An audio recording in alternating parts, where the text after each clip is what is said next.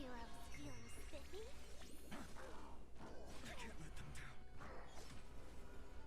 I can't let them down.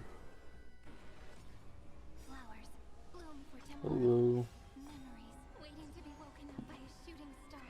Remember me with love. May world bearing ignite the dawn. Don't blink. Rewrite destruction with me. Cleanse hatred with love.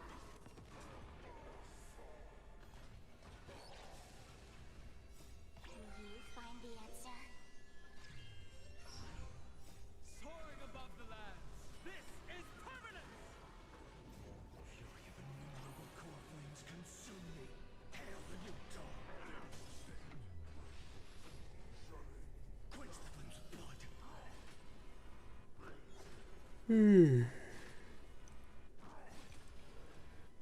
Her agony.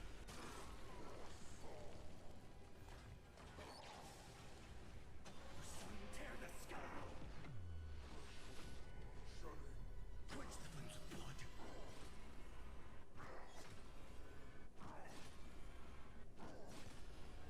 Branded with strife.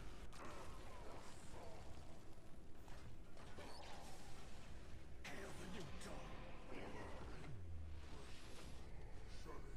Quench the flames of blood.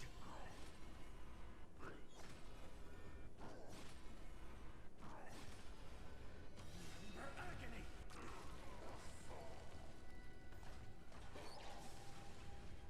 Sun tear the sky. All stars burn to ash. Hail the new dawn. Quench the flames of blood. Hello. Branded with strife.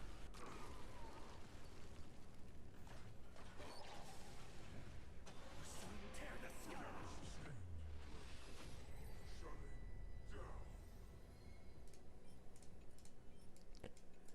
Garbage, garbage, garbage. Yeah, garbage.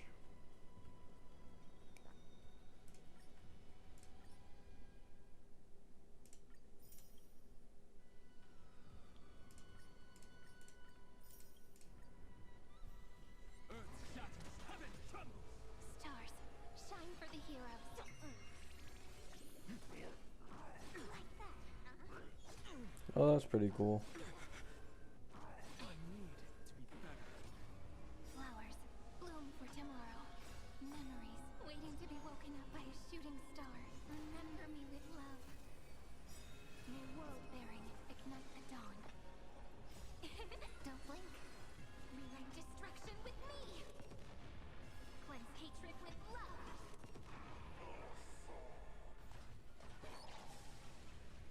Can you find the answer?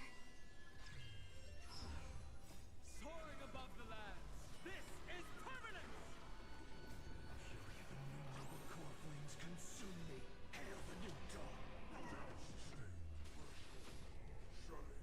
Quench the flames of blood. How far have you gone in ReZero? I haven't even been able to start it yet. Her agony. I ended up becoming way more busy the last few days than I expected. And I've been just slumping the second I've had free time. Quench the flames of blood.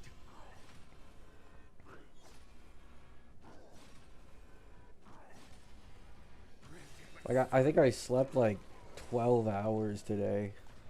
Because yesterday I was running on fumes. quench the flames of blood.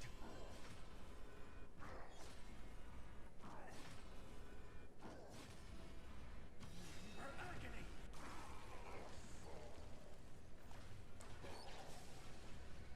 Sun tear the sky. All stars burn. No, I was planning to watch it, but once again, stuff came up, so. Hail the new dawn. Quench the flames of blood.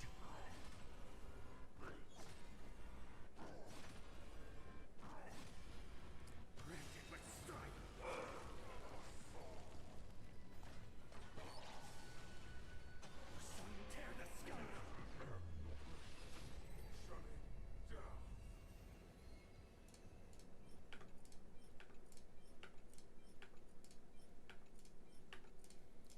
Dude, I've been farming this domain for the last week and I haven't gotten fuck all.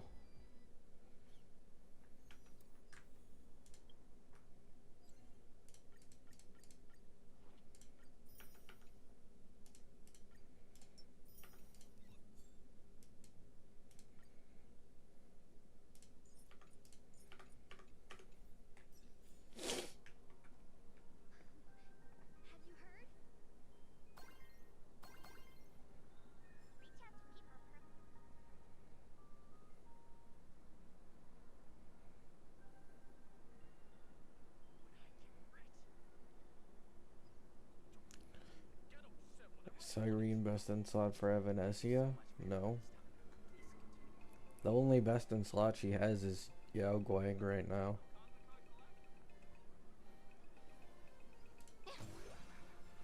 I mean, it's maybe at higher investments because that's literally all she has. But like, there's no point in getting Cyrene over getting E2 and S1 at Evanessia, and then Yao Guang E1, in my opinion.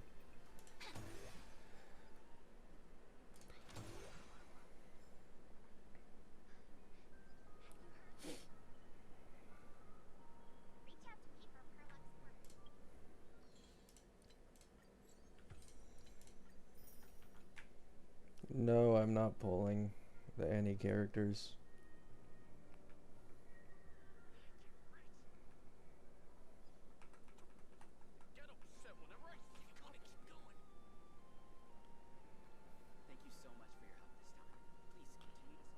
V5 already came out like a while ago.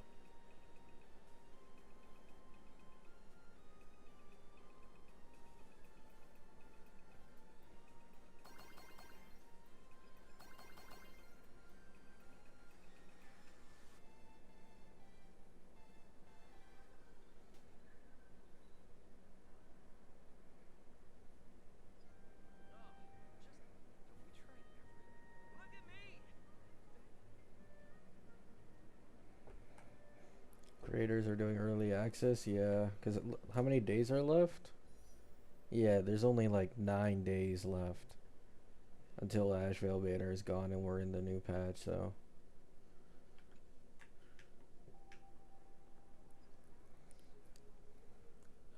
Annie is only 9.5 days away.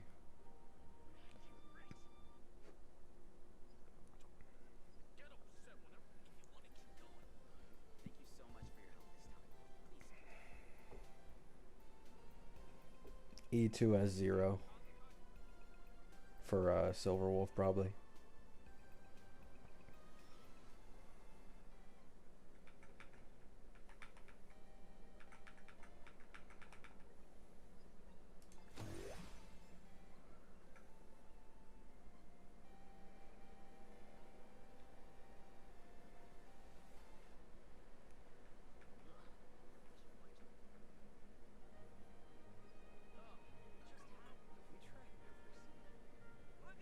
Hello, Azo.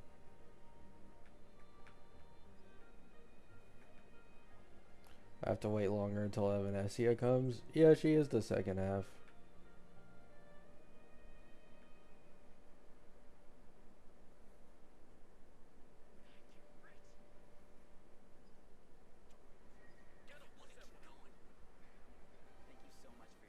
The entire, like, part of my burnout, and then also a lot of, like, the Yao Guang talk for Evanessia and Silverwolf has just kind of knocked me out of caring about the Annie characters anymore. So my hype is just dead. So I'm just waiting for Gilga at this point.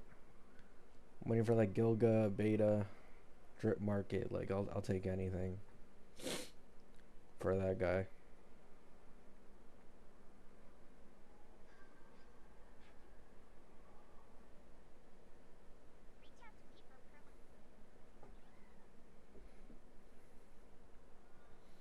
Burnout is real. I mean, I wouldn't even get burnout if I wasn't a content creator. I only get burnout because I'm a CC. I have to consume this game and the community's opinions like 10 times more than the average person.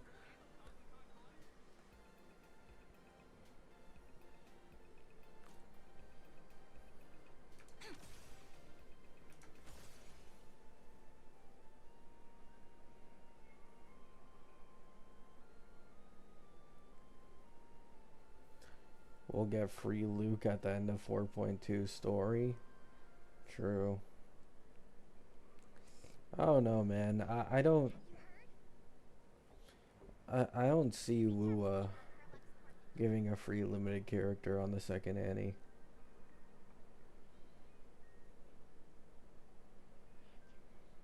Unless it's like early 1.x1s.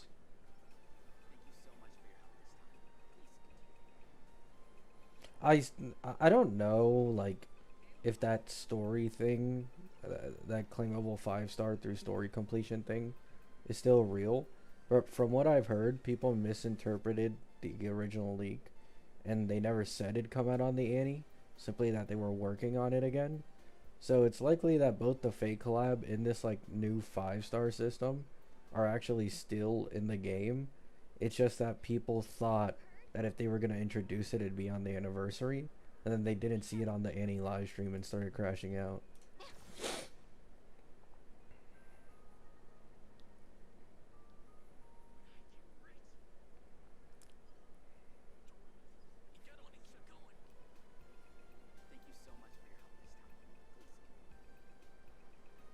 I didn't pay attention to the skin because I don't care.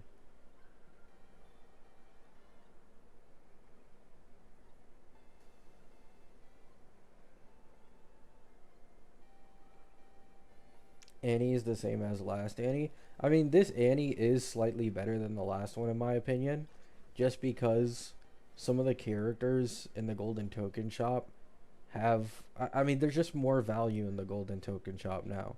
You have Nova, Welt, Huohuo, Robin, and Robin Eidolons, and Rulon Mei has gotten a buff in terms of importance because of Firefly Nova.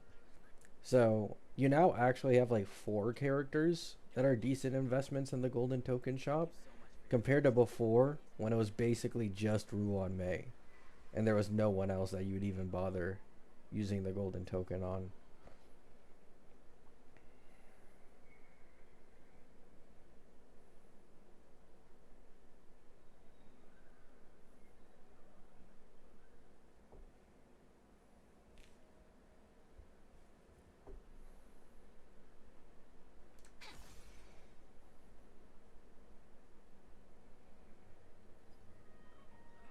Yeah, if you're a low spender who buys battle passes, you can also get Robin's Lycone now.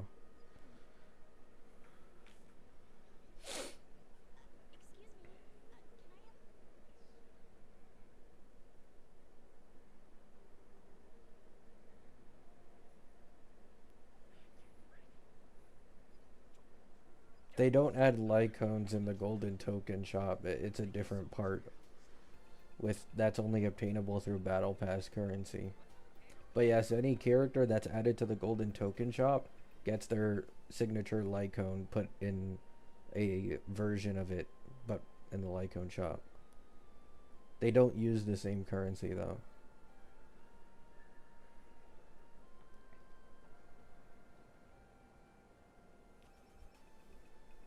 Oh, thank you for the 5s, eh? Gabby about to dive into Linnae to avoid tribalism.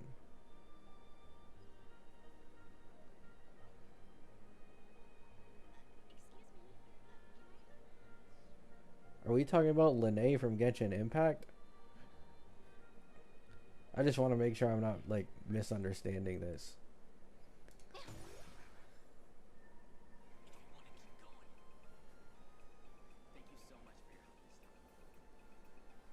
Thank you for the 5. Yes. Yeah. It's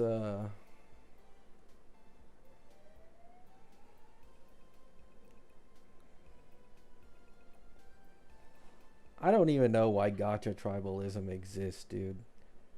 Like, in the big 26? In the big 26? It's crazy. It's crazy.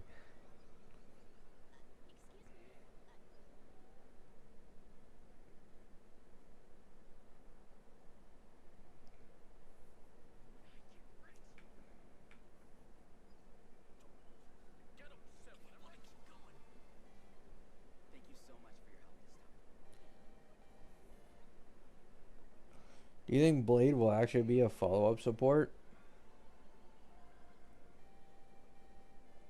I don't know. To be honest, I don't really know. The thing is, Blade sounds so much like a cipher.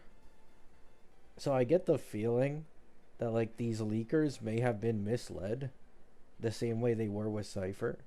Because originally leakers thought Cypher was like follow-up oriented, but in reality she was mainly targeted as an Acheron buff, and she was just hella general. So like, it is completely possible Blade is literally just another Cypher.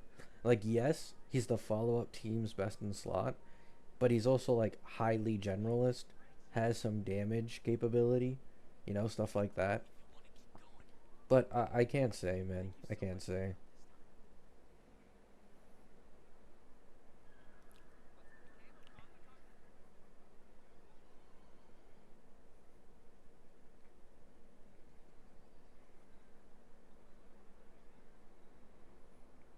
People getting their hype ruined by leaks this live stream. I think the problem is, the thing is, the leaks we've gotten aren't even technically wrong, I'm pretty sure.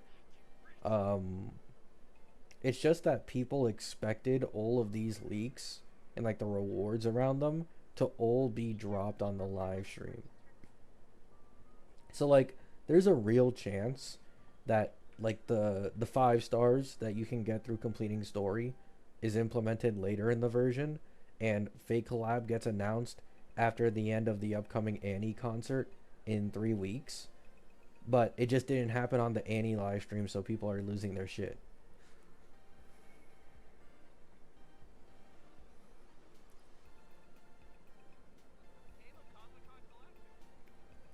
Yeah, I agree.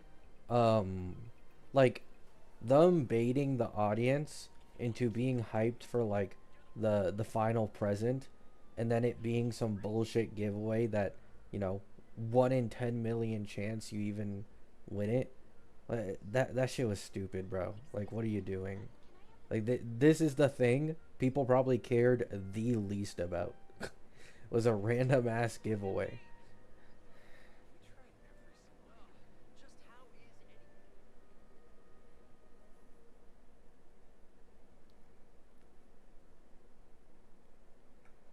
Personally, I didn't fall for it. Once I saw like the last 3 presents had absolutely nothing to do with the actual game, I knew the last one was probably going to be cooked.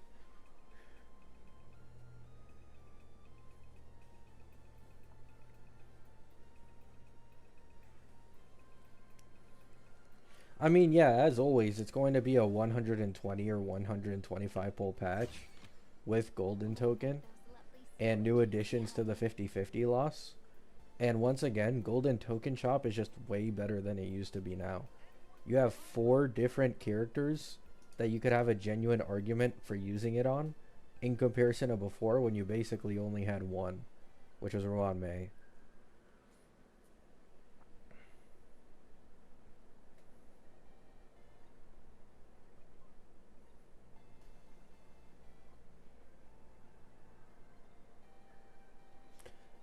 Some people were saying that they wanted a standard selector alongside the golden token.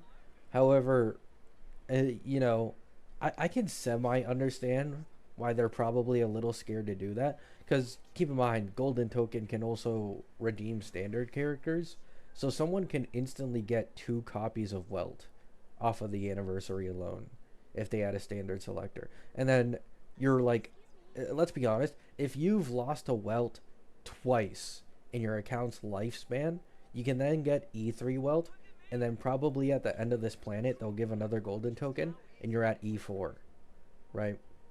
So I semi understand why they didn't even do a standard selector, because like Welt is genuinely one of the best buffers in the game now, you know?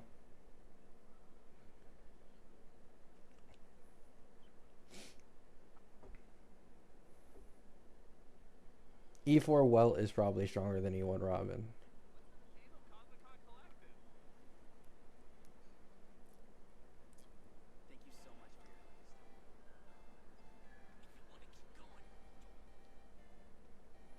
Is E4 Welt really that good? I mean, Welt at base has, I believe, 40% defense reduction and 100% damage bonus for the team. And then his E4 automatically puts 30% res reduction on enemies. So now you're basically getting 40% defense shred, 30% res reduction, and 100% damage bonus. And then you're also getting the slows on enemies. He can even be ran as a main DPS to a certain extent. I mean, it's not great, but it works.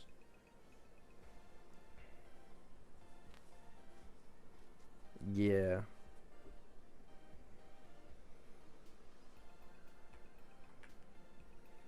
Like, for reference, E0 Tribi is 24% res pen and 30% vulnerability, which is around a 54% amp.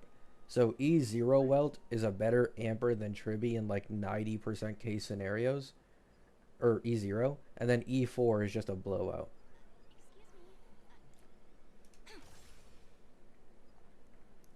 And keep in mind, Tribi used to be like the premium new best AoE buffer generalist in the entirety of the game, and now she's getting bogged by a standard character.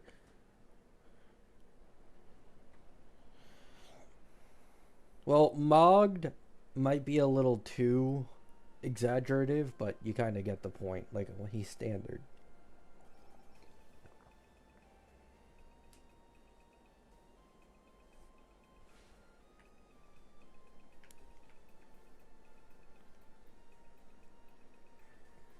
Well, it's strong, but we're not gonna act like he's the strongest of the game.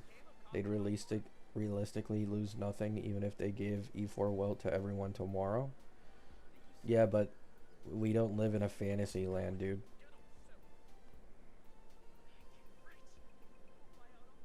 And yes, they would lose a lot if they made E4 Welt free. That's just copium, I'm not gonna lie. Like, there's not a single person on this planet who wouldn't use E4 Welt if they had them as a generalist support on some of their teams. Like, literally, some of the best possible clears against current endgame content on the ongoing beta is done with Welt on every single person's team, because of how broken he is at E4.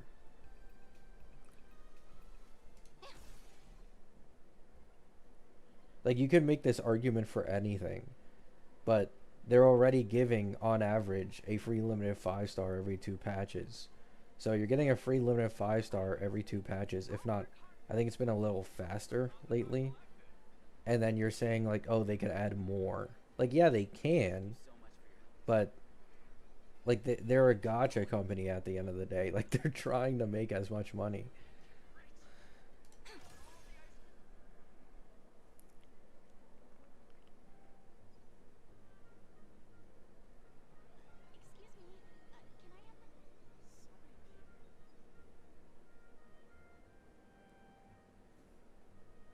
I mean, no, they would lose money if they made an E4 Welt free. Like, that part is just, it's obvious. They definitely would.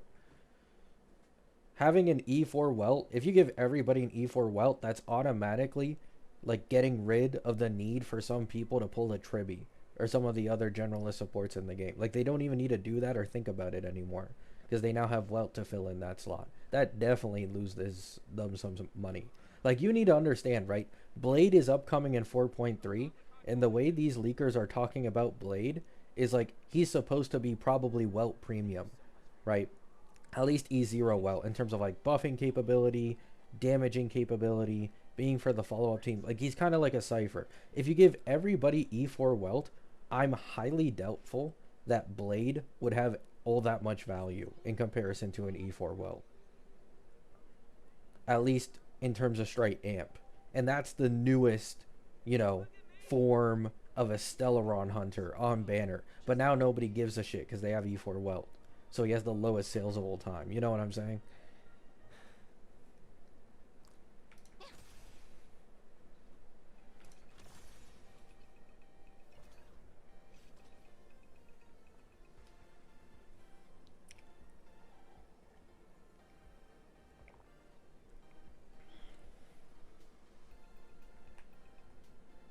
Also, there is like a leak that we've gotten a few times now that Welt is going to be on Himiko's team. Obviously not permanently, but very clearly, like, he for some reason adds something to that team that really matters. So I'd imagine in E4 Welt it'd be even harder to replace him and kick him out of a Himiko team.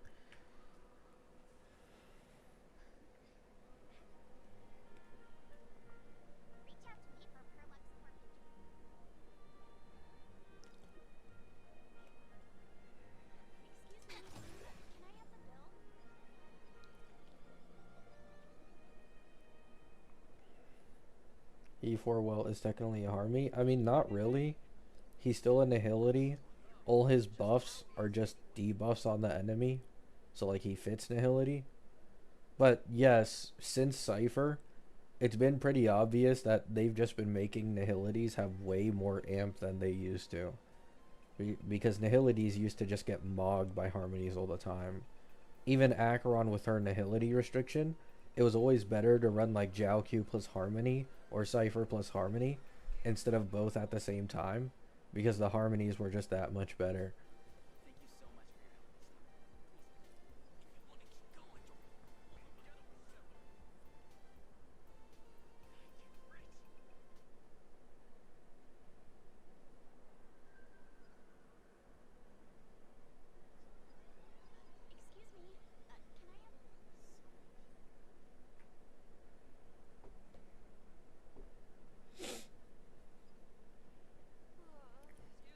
No.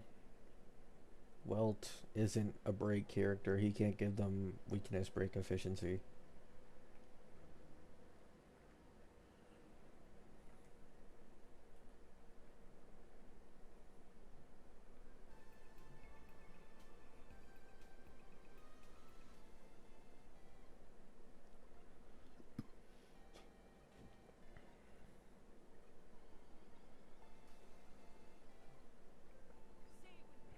I mean, Welt can definitely work in that slot if you don't have Ruan Mei, but if you have an E1 Mei, I just imagine she's better because of the weakness break efficiency increase. Not only is that like a massive just damage buff for break DPSs in general, but you obviously just eat through the toughness bars faster. Also, the speed increase from Ruan Mei makes it easier to hit speed tuning on some of your break characters.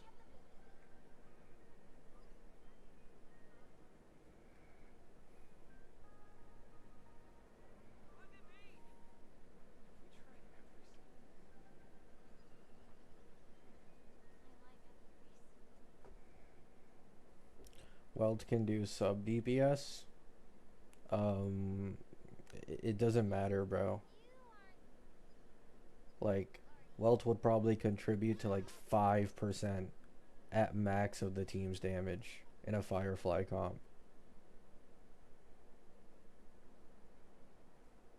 It really doesn't matter.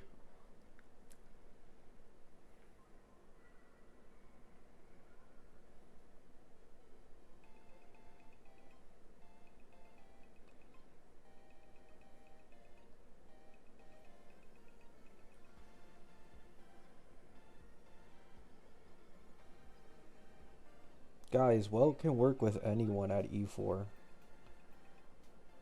Like, he's just a general debuffer.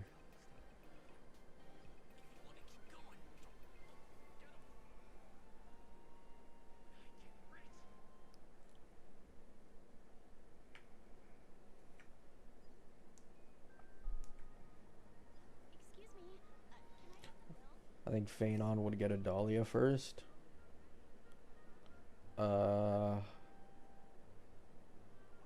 Yeah. Yeah.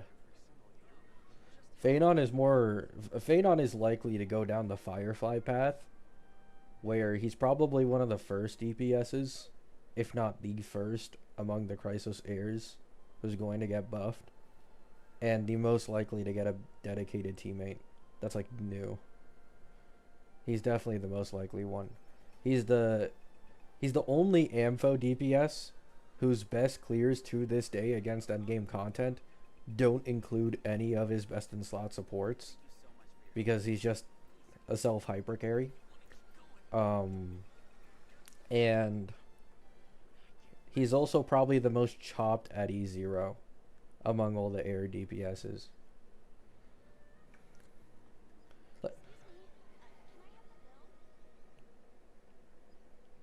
Hello, Wilson. No, it's okay, Wilson. You don't need to send anything. I've been lazy lately anyway, so it's not even like I deserve it.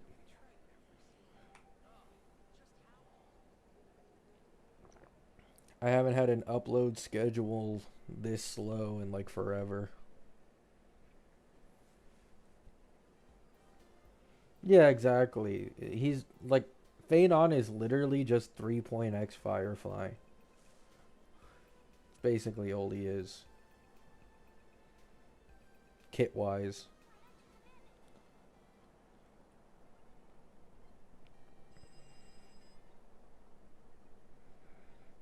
Well, thank you, Wilson. I appreciate that.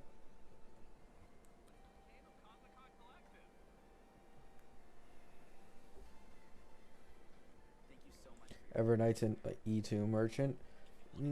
Yes, but Evernight has a lot more of a finished kit at E0 that doesn't have that many issues in comparison to Feyon.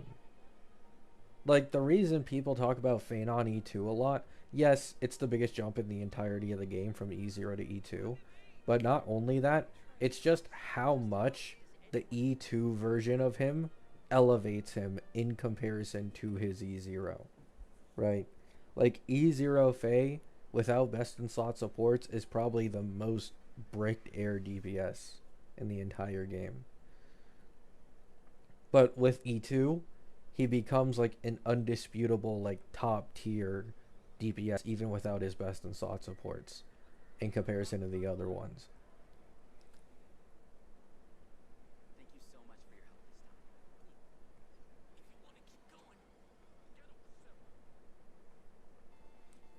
Yeah, like I'd say as reliant as Anaxa is on Cyrene for clean performance, the same thing applies to Feyon needing his E2 for clean performance.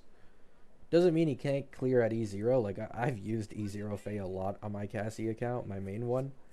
But it's just not pretty, you know?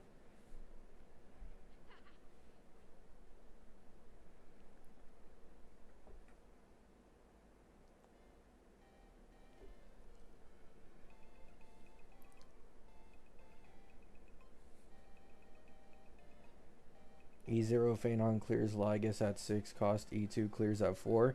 Yeah, but the thing is, the difference between E0 and E2 Feyon is even larger than that. Because Lygus actually fixes E0 Fei problem, where he doesn't need Cyrene for infinite ult, so you can put in a stronger amping harmony. And he can obviously just get out, ult again, get his extra turn, even though he's technically not E2 and he's E0 because of Lygus. Like, if you look outside of Lygus, it's genuinely much worse than that. Like, the E0 clears, you need so much more in comparison to the E2 ones outside of Lygus.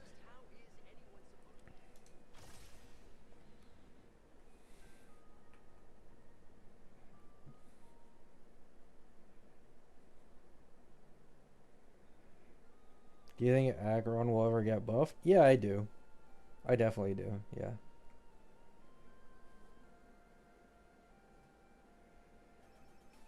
People tend to underestimate main DPS Cyrene from what I've seen. I mean, I've been glazing main DPS Cyrene since her release. And talking about how she genuinely has like incredible main DPS. I think the reason people underestimate her main DPS is because obviously Mono Rem is the strongest team. And like Evernight makes the strongest hyper carry. So she kind of gets overshadowed by those two. It's like, why would you make her the main DPS when you have those other options? But yeah, she's definitely incredibly strong.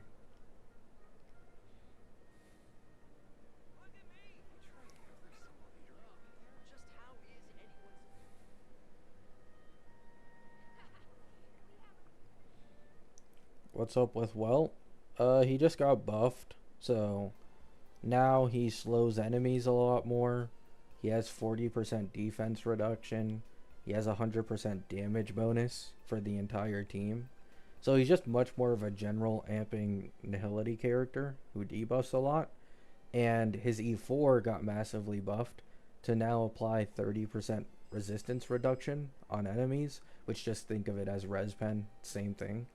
So just massive amps across the board for a standard character, which is why a lot of people are using him in some clears to cheat the cost system. And yeah, that's why he's good. And is SP Silverwolf better than Feyon? Yeah. Best in slot team versus best in slot team, yeah.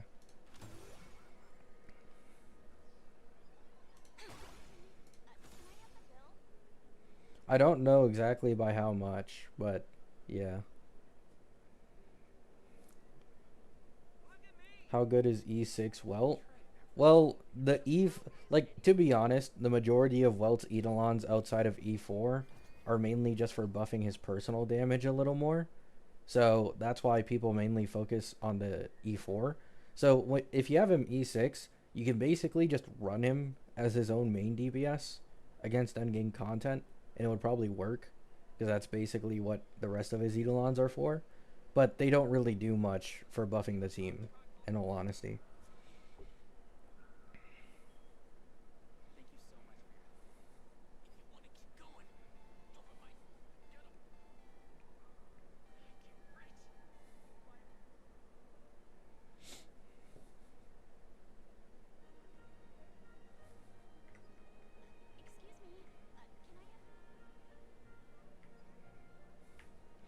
If Anon had stronger teammates, he would not be an E2 merchant. The reason Cass isn't an E2 merchant is because her team is so strong. No, Feyon would still be an E2 merchant even.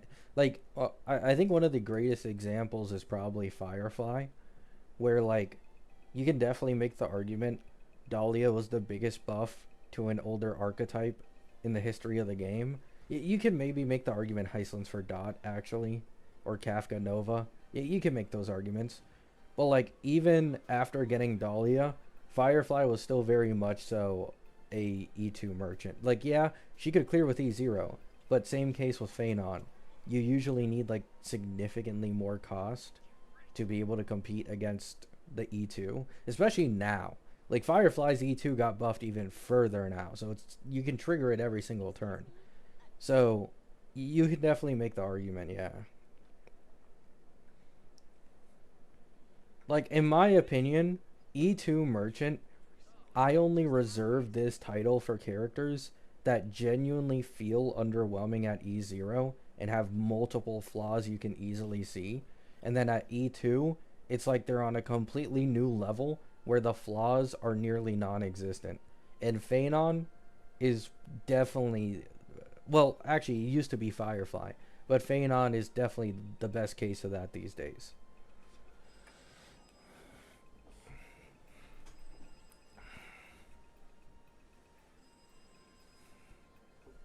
But here's the thing. I've always said this. Feyon being an E2 merchant isn't a bad thing. Because Feyon, once again, is like the only one amongst the entirety of the Chrysos Air DPSs who, at E2, can get some of his best clears against endgame content without his dedicated supports, or without his best in slot supports. Like, he can just brute force almost anything with his E2. If you look at, like, the best lowest cost clears and, like, MOC and stuff for literally any other Chrysos Air DPS, they have their full best in slot team, like, 99% of the time.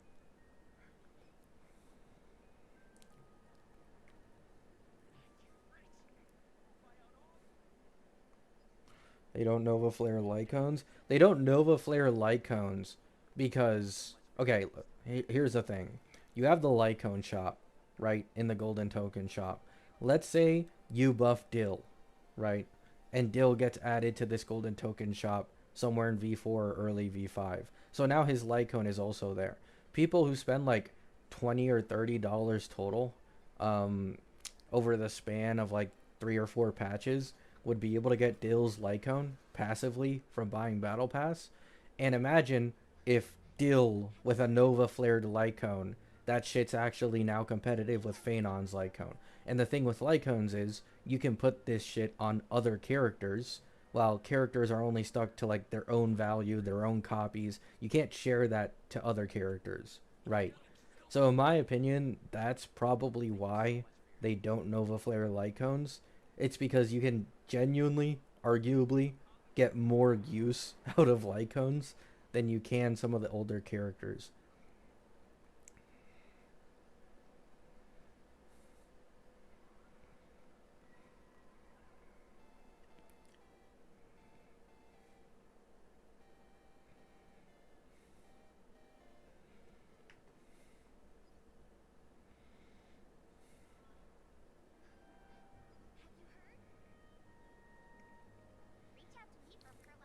I mean, I don't really care what other people think.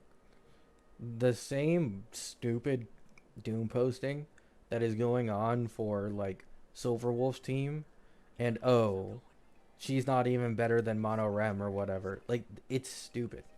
It's just stupid. And they might not even necessarily be wrong that, like, Silverwolf isn't that much stronger than Mono Rem, right? But the reason it's stupid is because the team isn't finished. And I've said this even a year ago, right? This isn't something I'm only saying now because I want to defend Elation or whatever. I've been saying this to defend Cassie because Cassie was in this same fucking boat when she first released, right? When Cassie first released, people were saying she was chopped, she's mid, she barely feels like an anniversary character. Acheron was so much stronger in terms of increasing the power ceiling when she released in comparison to Cassie. She's barely better than Aglaia. I can't believe the Aglaia Doom poster said to save for Cassie, yada yada yada. And then Cassie ends up having the strongest team by the end of the version, and everyone complains of how people weren't able to tell this before, right? I promise you, the second Nihilux drops, Mono Rem will not be able to compete with that Elation team, and the Elation team will definitely, at the bare minimum, be top 2 teams in this entire version. I put hard stock on it because it just doesn't matter. People like, keep in mind, Huohuo does nothing in a Silverwolf team, right? At least before, you could semi-take advantage of Huohuo's attack buffing for Silverwolf's old attack to Elation conversion trace, but now that she's a speed scaler, literally all Huohuo does on that team is feed a bit of energy to Yao Guang, and that's it. Like, it is so easy to replace her that I guarantee you, if Nihilux drops and she's the 4 slot for like a Silverwolf team, you are going to see like a 60% jump in that team's performance. No joke. I'd bet money on it.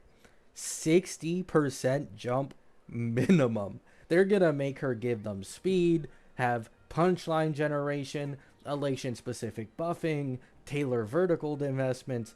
Like, it's going to happen. It's going to happen.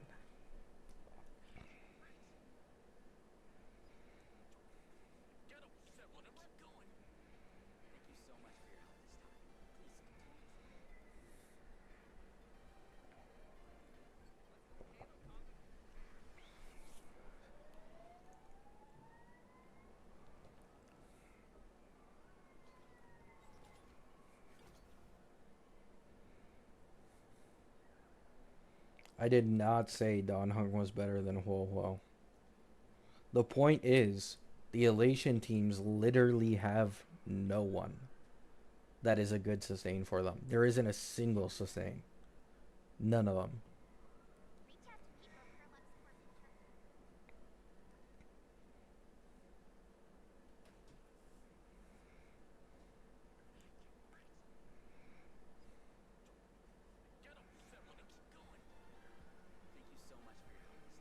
Will Nihilux be better than sustainless though? Obviously. Like what? This just goes back to the dumb Yao Guang dooming of I'm gonna kick out Yao Guang because she's gonna get power crept easily by some generalist buffer. Like, you guys need to understand, Elation is the most gimmicky path we have gotten in the history of this game, where just being Elation massively increases your value as a character in an Elation DPS's team, right? You passively generate punchline unlike any non-Elation character. On top of this, you have probably tailored buffing for Elation that is less saturated in comparison to other non-Elation characters. You have your own Elation skill that will trigger on every single AHA instant, your own tailored verticals, your own tailored probably speed buffing is what I'd assume she probably has. Like, she's definitely going to be better than Sustainless.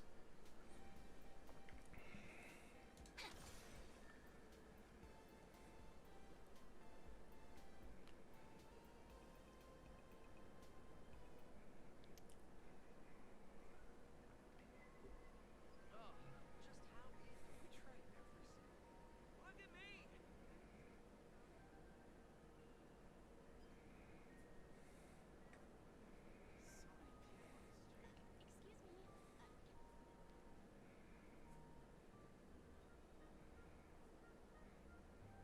You could invest that Nihilux into E1 Yao Guang.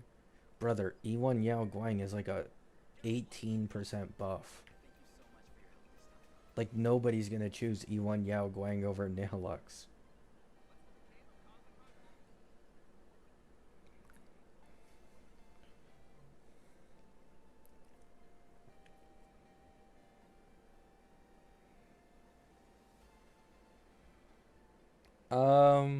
I'm gonna be honest, Wilson. I've kind of just given up on Sampo at all being in this planet. There hasn't been a single tease. There's been like no hints. Third main push is very, very likely to be Nihilux at this point. Like, if they do throw him in, he'd probably be like a filler drop, which I'm sure a lot of people wouldn't like. So it's probably better that they just save him for some time in the future.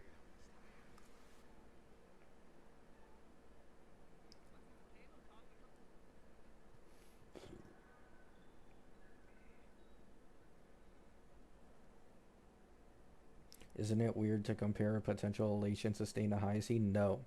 Because once again, I cannot stress this enough. The same way Hyacine being a healer is perfect synergy with max HP scalers who want to be healed. The same thing applies to just being elation on elation teams. I cannot stress it enough. Like, just being part of the path is just an insane advantage over any other options. Like, you could imagine Nihilux has like mid-tier buffs, absolutely mid-tier buffs. Let's say they're Huohuo level, right? But in comparison to Huohuo, she'd still probably be like a 20 to 25% buff to the entire team at minimum in comparison to Huohuo. Just because she's elation and she can interact with the gimmicks better and generate more punchline, make it more consistent, shit like that. And let's be honest, this is like the most unrealistic case where like Nihilux doesn't have good buffs for literally the team she's being made for. So like, yeah. Because you need to keep in mind, even then, like, Hyacine does not have this insane synergy with every single HP scaler. And I feel like this is something a lot of people misunderstand. If you were to take an E0 S0 Hyacine, put her on a Blade team, put her on a Jingliu team, put her on a My Day team, she isn't that big of a buff. Like, she really isn't. The reason people used Hyacine a lot in Blade and Jingliu teams when they got Nova Flared was because Hyacine was literally half the team's damage. Right? Hyacine was half the team's damage. But in terms of actually providing for the team to have their own damage output, Hyacine is genuinely a terrible, terrible HP scaler sustain outside of Cassie teams. Cassie and Evernight teams where Hyacine has like this perfect synergy. On top of this, she's really good in terms of synergistic with like Cyrene. That is where she shines, and that's literally what she was made for.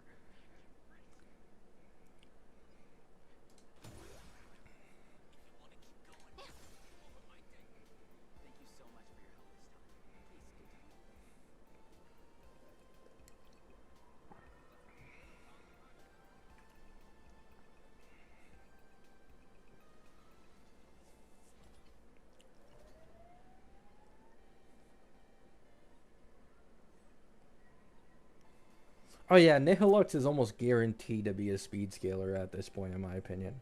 I could definitely be wrong, but it just makes so much sense.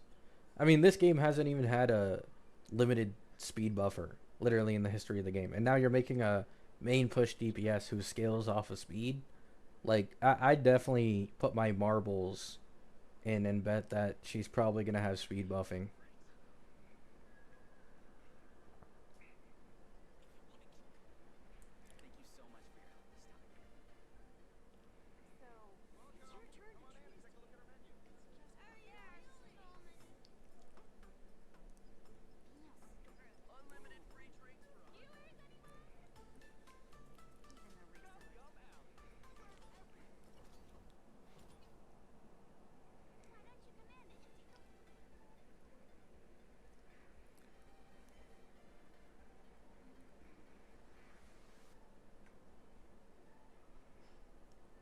It doesn't matter if she's a sustain, dude.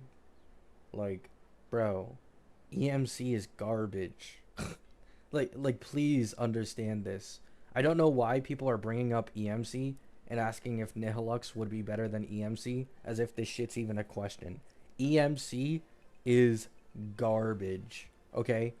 I've already seen RMC versus EMC as of the newest version on Elation teams. The difference is nearly non-existent. The difference is nearly non-existent between the best free generalist buffer in the game and the niche elation version of MC.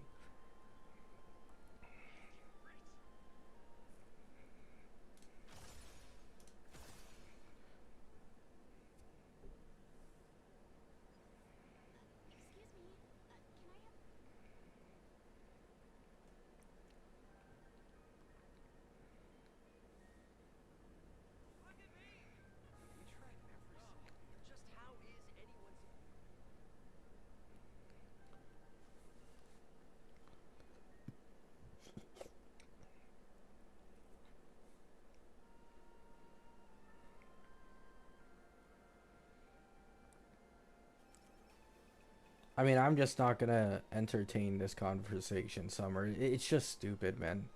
It's so stupid. You're unironically asking if a near end version 4, almost version 5, likely main push, premium support, final piece for the anniversary team is going to be worse than Asta.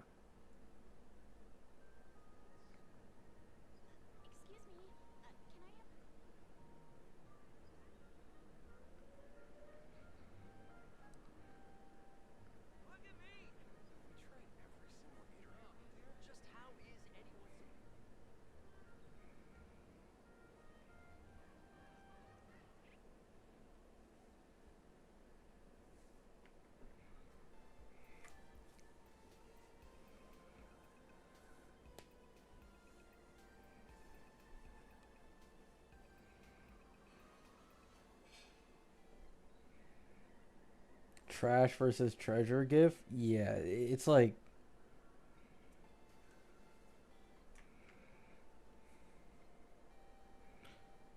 yeah, but I just explained to you like 3 times over that elation being paired with other elation characters is automatically an insane initial buff, even outside of what they provide.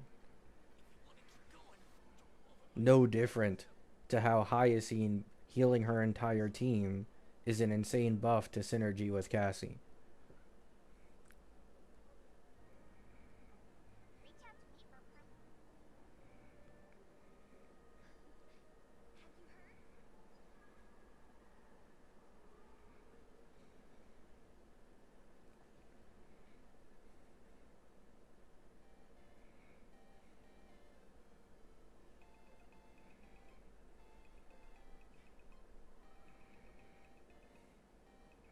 How good is E0 Welt? He's still good. He just isn't exceptional. Which is why you probably don't see a lot of clears with E0 Welt. Like, if people are gonna choose to cheat cost on a clear, are they gonna use E0 Welt? Or are they gonna use E4 who adds another 30% res reduction? they're always going to choose E4 Welt if their goal is to cheat the cost on a run. So that's why you don't see many E0 Welt runs.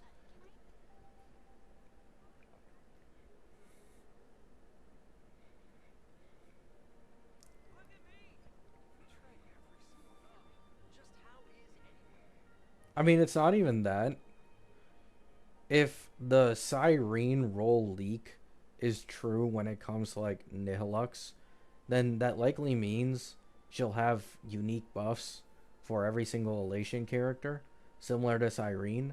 And something that made Evernight gain a lot of value in Mono Rem and like, you know, just made it a lot stronger in general was the fact that Cyrene, even outside of her own buffing capability, her own specific buffs for the DPS and the rest of the team, she could also buff at the same time Evernight and increase, in turn, Evernight's buff to the entire team, right?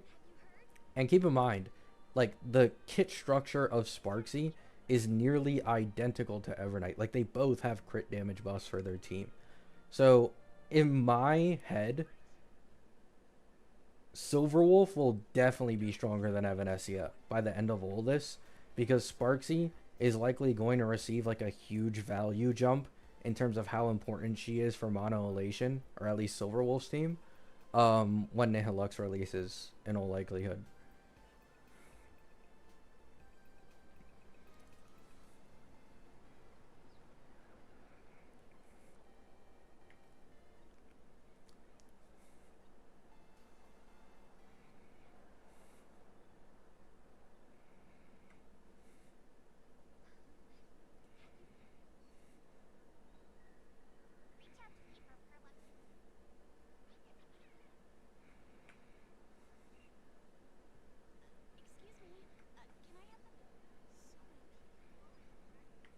This is why I think Evanessia is probably going to end up... Like, Evanessia, I don't see her getting any dedicated supports. I've been saying this for fucking forever. I think Evanessia, because she's more of a hyper carry-esque character, is either going to have to make do with EMC or use an alternative to EMC, but she's not going to get someone to replace that slot, right? Like, she'll have Yao Guang, she'll have Nihilux, and then there will be some random spot that won't be filled in because she doesn't matter as much as Silverwolf to the devs. So Evanessia is going to have less verticals by the end of all this to like increase her power in comparison to Silverwolf. And that's why Silverwolf will take the edge.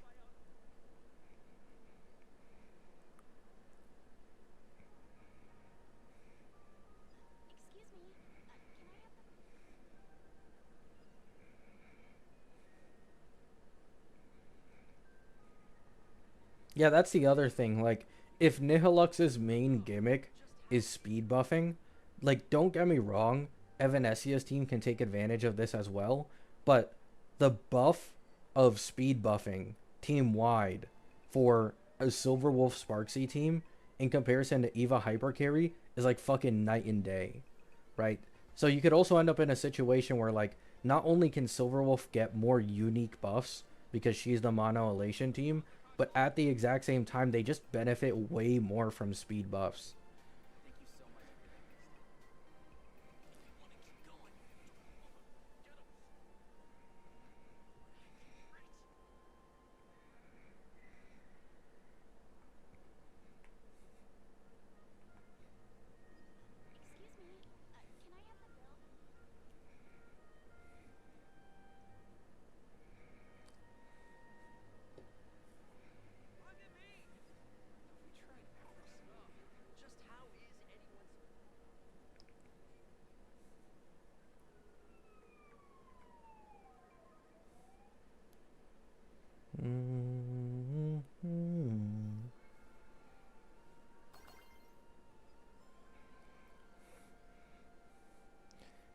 Do you think a team of E2, Silverwolf, Sparksy, Yao is a good investment? Yeah, that's fine.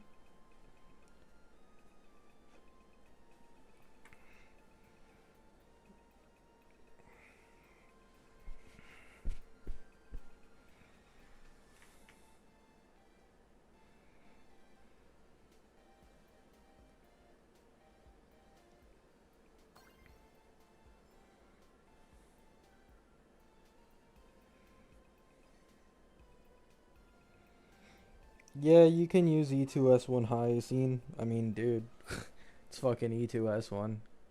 Yeah. They get the, what is it, 30% speed buff? And the light cone also applies some vulnerability. It works, for sure.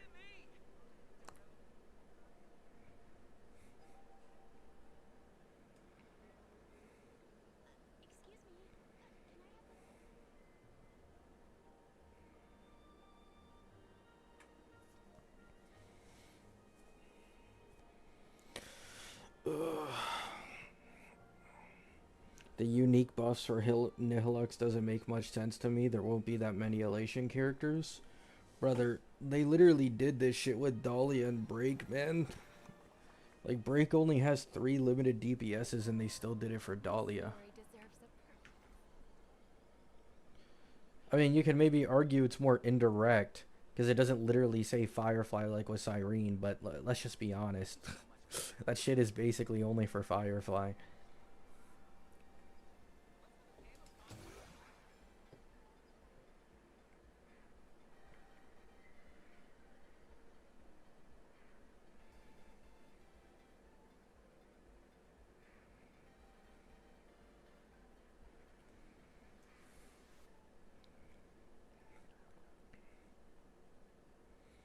Yeah, they also tried to do it with Ceredra Phanon back in the day. Like, the way people complain about Dahlia's specific trace is basically something they already tested with Ceredra in one of her betas, where they tried to lock the res pen buff on a double skill to the ally being in a departed state. And obviously Phanon was the only one who could do that. So they tested it out. They then implemented it in both Cyrene and Dahlia, and then it's only since then that we haven't really gotten any like new crazy character who has like obviously biased buffs. But let's be honest, like if anybody's gonna get biased buffs in this game, it's going to be the main support or one of the supports for like the Elation team. You know what I'm saying?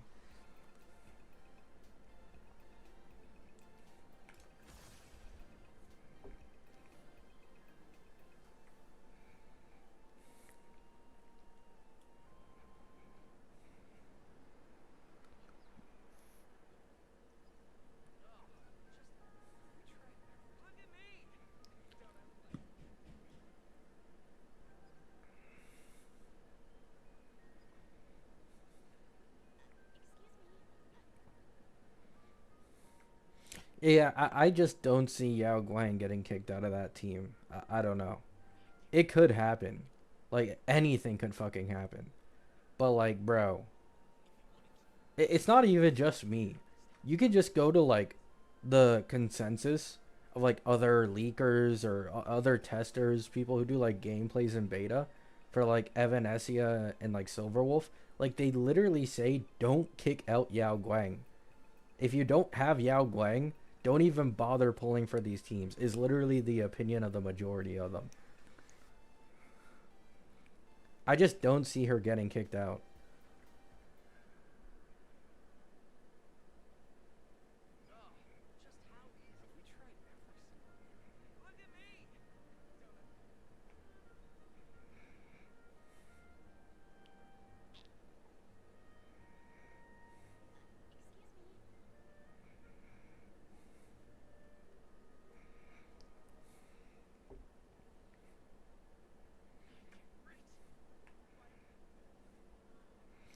Do you think they'll ever do Nova Flares for characters that already got Nova Flared in the future? I don't think so.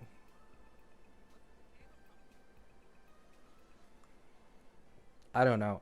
I feel like if they were open to Nova Flaring characters they've already Nova Flared, then they would have re-Nova Flared Blade and Jingliu. Or we would have gotten something about it, right? Like, let's just be honest, the Blade and Jingliu Novas were not enough at all. But they haven't bothered. Like, they literally only use Nova Flares when they know, like, they're gonna sell some new upcoming character that synergizes with said Nova Flared characters to be able to make some money off it, is basically how it goes.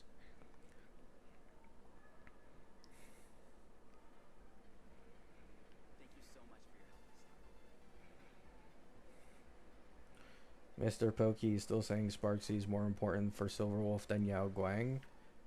I mean, cope? Much? Like, holy shit. Holy fucking cope.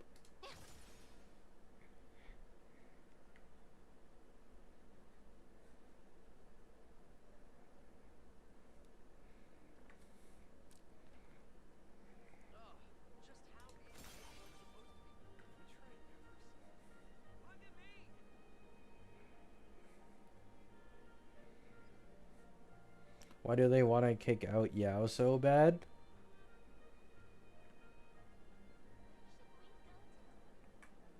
People, I've already said this. I called this shit out before we got this beta. Before we got any of it. I was so... Oh my god. This is why, in my opinion, this is literally the worst beta I've ever had to go through. These people saw one character, right? In the entirety of HSR history.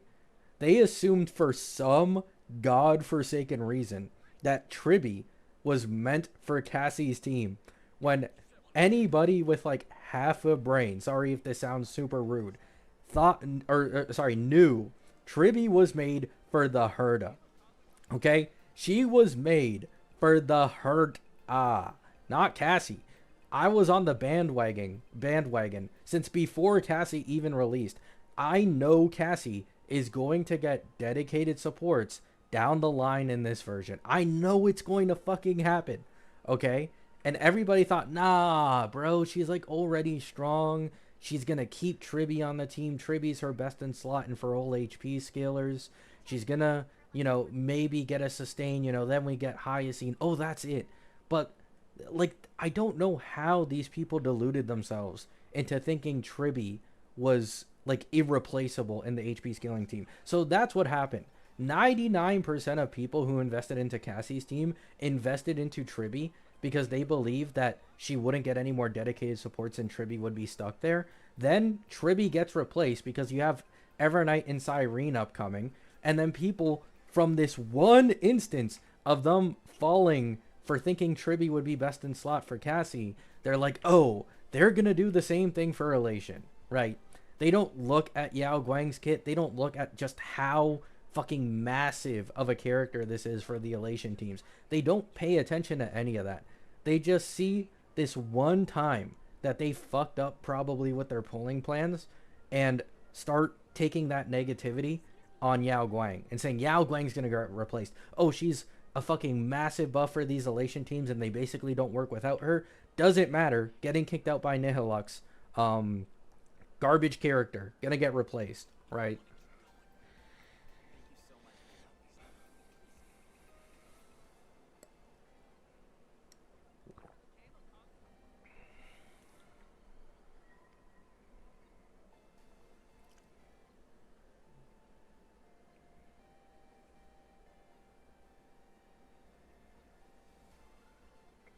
So yeah, like legit, I'm not being egotistical or anything, but dead ass. 99% of Yao Guang dooming comes from people who do not read her kit, do not understand it, and they take this one instance of Tribby gets kicked out of Cassie's team for an actual dedicated support, and they think the same thing is going to happen to the Silverwolf team, right? That's just basically the line of thinking for 99% of people. And it doesn't go any further than that.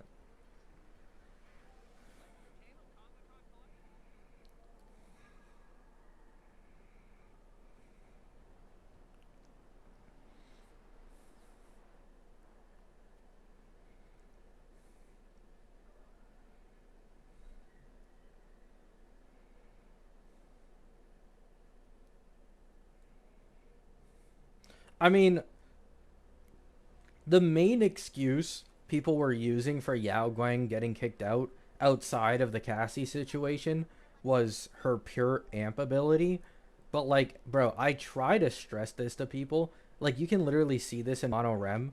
Pure amp ability is nice, of course, but you can easily overcome the value of pure amping with having gimmicks that massively help your team, right? Like, you can literally see this in Cyrene. If you look at pure amp, Tribby is better than Cyrene as a support, right? If you just look at pure amp. But very clearly, Tribby is not better than Cyrene for like almost every single Chrysos Air team, right? And there's a reason for that. It's because she's incredibly gimmicky in terms of what she's able to buff the Chrysos Airs with, because she has perfect synergy with them. It's the same thing with Yao Guang. Even if she doesn't have the fucking pure amp of Sparkle, applying it to every single teammate, she has so much more to shield the rest of the Elation gimmicks and help the team with their own Elation gimmicks, which gives her the insane value that she has.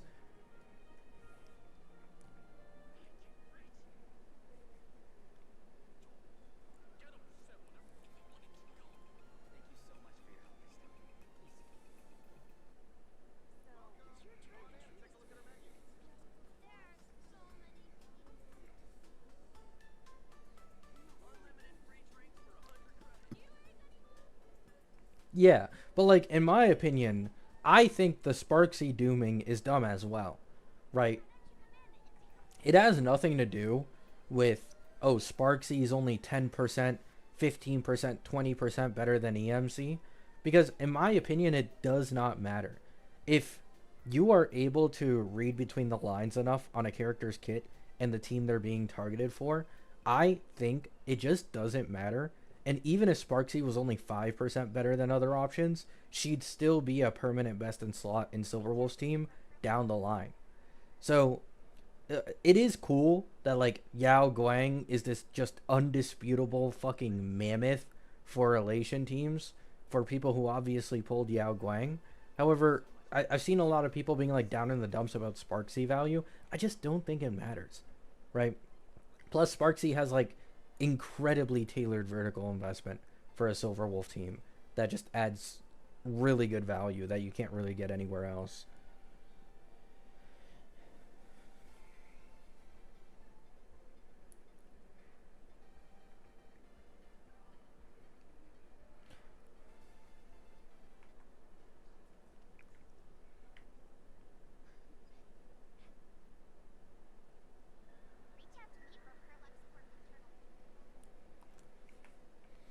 I mean, she's not literally only 5% better, Verly. I'm pretty sure it's more. I've seen a few videos on it.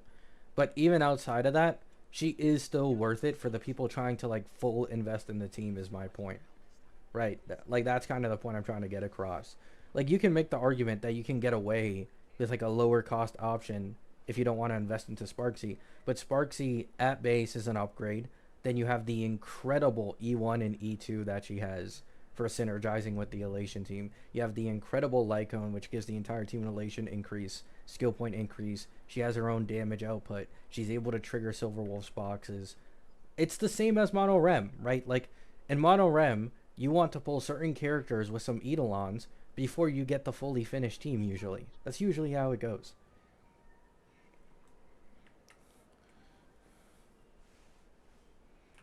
Like, you can easily run an E2 Cassie with just RMC, right? And get away with it. You can run an Evernight with RMC without Cyrene and put it into E2 Evernight instead of getting Cyrene and get away with it. But the thing is, you know, she's always going to be that best in slot at the end of the day. 1 second.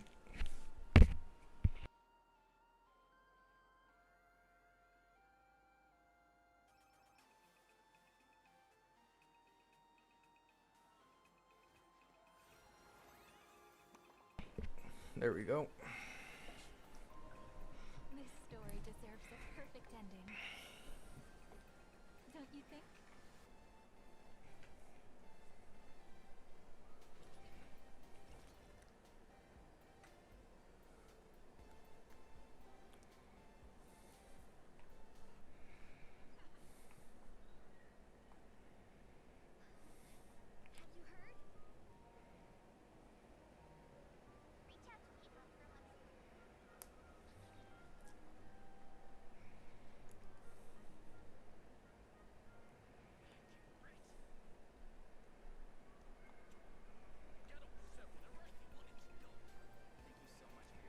Yeah, here's the thing.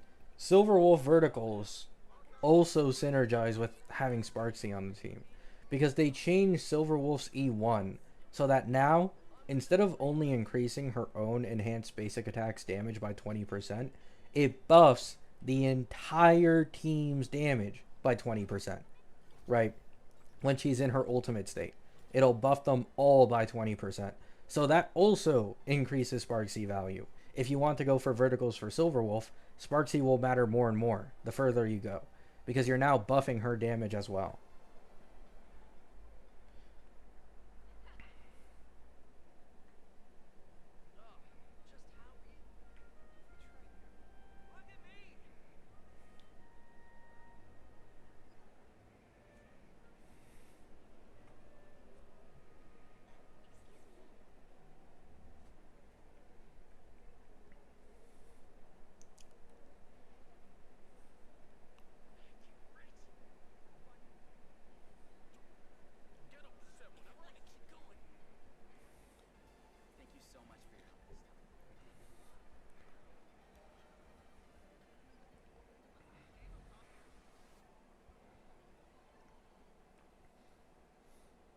Silverwolf's team is the whale team. I wouldn't even say that, because like even at low costs, Silverwolf and Evanessia are basically competitive.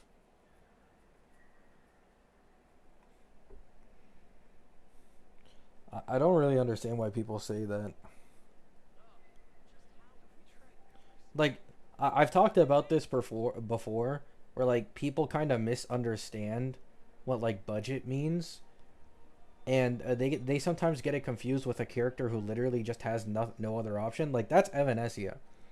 Like just because Evanessia doesn't use like some other characters as much or doesn't get as much shilling doesn't mean that she's the budget option. Like if Silverwolf can compete against her while having way other better vertical options without her verticals, then she isn't the Elation budget option. She just is getting fucked by Silverwolf being better. Doesn't at all mean that Evanessia is bad, but like if they're competitive at basically every single investment level, then technically you could say both are budget options, you know?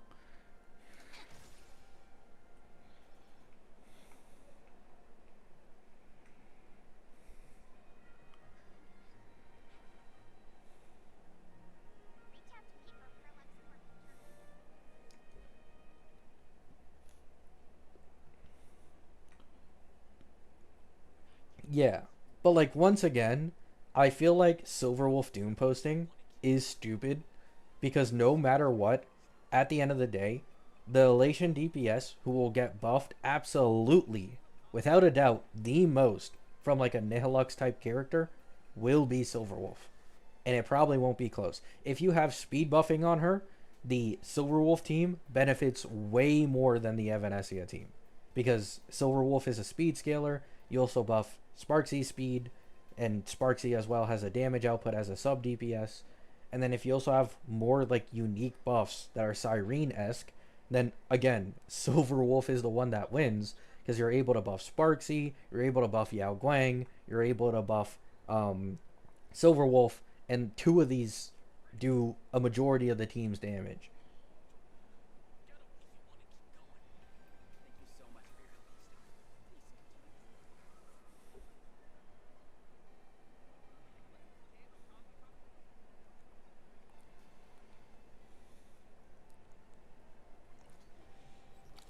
Every character gets Doom posted nowadays. Yeah, but I always feel like the Doom posting is the worst for main push characters, man. I think that's definitely something I've noticed. Like, the more popular a character is, usually the more annoying the Doom posting is. Like, Cassie was one of the most annoying. Feyon was definitely one of the most annoying. Cyrene was pretty annoying. And like now Silverwolf is one of the most annoying. Yao Guang was the most annoying of all time. She isn't a main push, but because she's supporting the main push team is why it's so bad.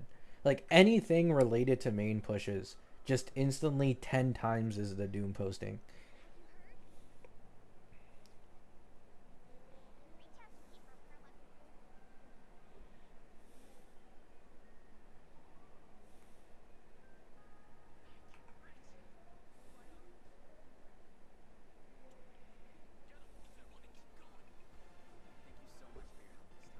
Now, in fairness, I was definitely one of the Cyrene Doom posters, but also in fairness, a lot of people were like misunderstanding me. For the most part, I was never truly trying to say that she's literally like useless in every single air team. My problem with Cyrene was that she's probably the first case of a support, or was in the history of the game, that was literally targeted and only targeted to like one version specific DPSs, right? You're not even like Ceredra-esque, where you can maybe get like a DPS in V4 or V5 who you can shill Ceredra's thing to. Like, her buffs are legit Chrysos Air specific. And then if they aren't a Chrysos Air, they get, what is it, like a 40% damage bonus buff that's on a timer. Like, it's so fucking underwhelming, man. And then, yes, she has slight synergy with some ult DPSs, but in my opinion, this is not the gacha a lot of people think it is, because it's like there's no competition, right? That's the thing. It's like if Sparkle didn't exist for skill point DPSs like Archer, so you use someone else instead of Sparkle because obviously she doesn't exist, and then you say, oh, this character is so good for them. Like, no, they literally just don't have anybody else.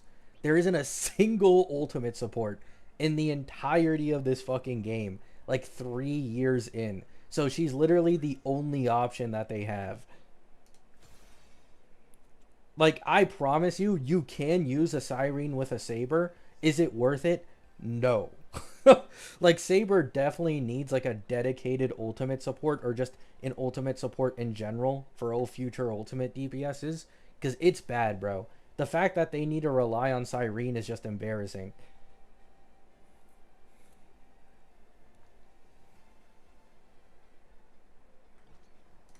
But yeah, that was always my problem with Cyrene. It's just that she isn't that crazy of a generalist buffer. And then the teams that people do use as a showing of like, oh, look, she can buff other characters that aren't Chrysos heirs, it's always an ultimate DPS that literally has no other option. So they're just stuck in a corner and they're using the next best.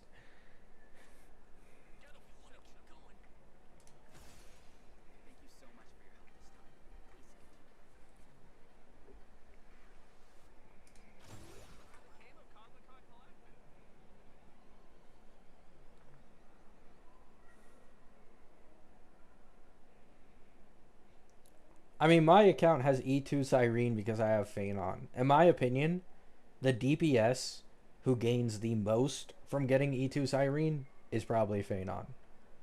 Because now you can run buff Sparkle on a sustainless slot and you'll still easily get her ult before your team dies. And buff Sparkle is just easily a way stronger amper than like literally anyone else in the game right now in terms of pure amp. So E2 Cyrene pre-buff Sparkle, I'm going to be honest, was just cheeks in my opinion. But after buff Sparkle, it's like, yeah, there's some real value here.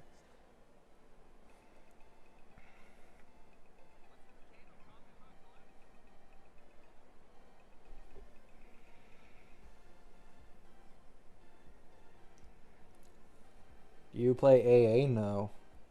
I don't care for AA.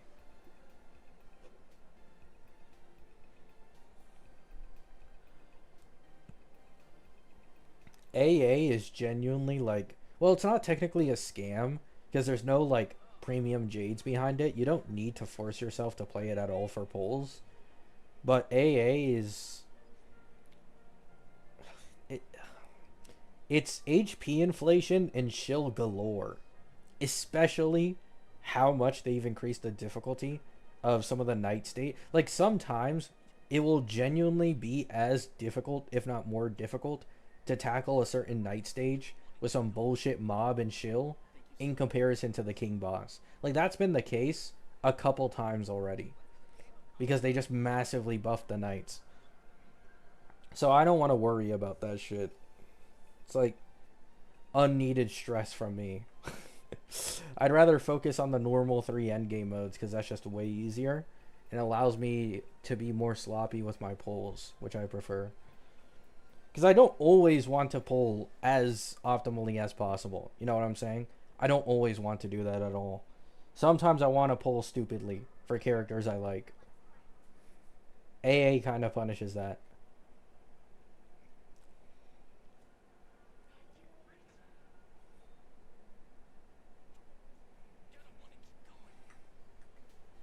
Thank you so much for your help this time.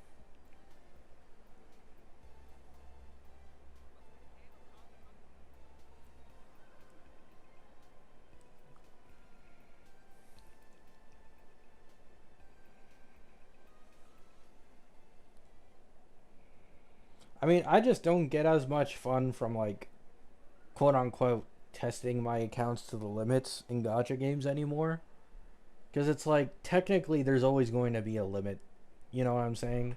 You're getting limited by gear, you're getting limited by investment, you're getting limited by the enemy's mechanics. Like you can optimize your gameplay, sure, but you'll always be capped.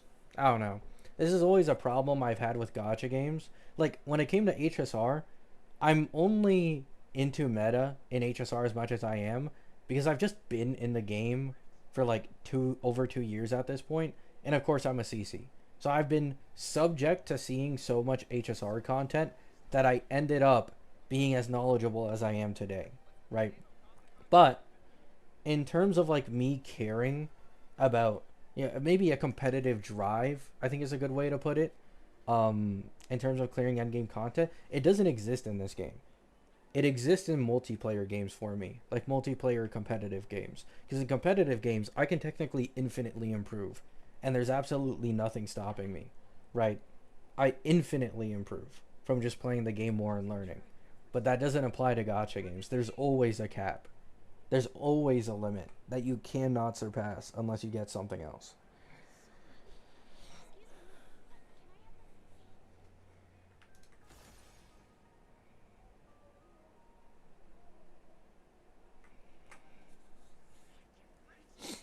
Buy out all the ice creams at the convenience store. Slightly more ambitious, please.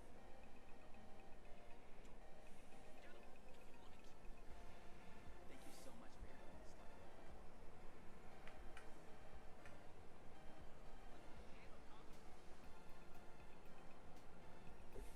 Yeah, like with the amount of free 5 stars that this game gives these days, you genuinely don't need to follow meta to clear the main 3 endgame modes at all. You don't need it. Reach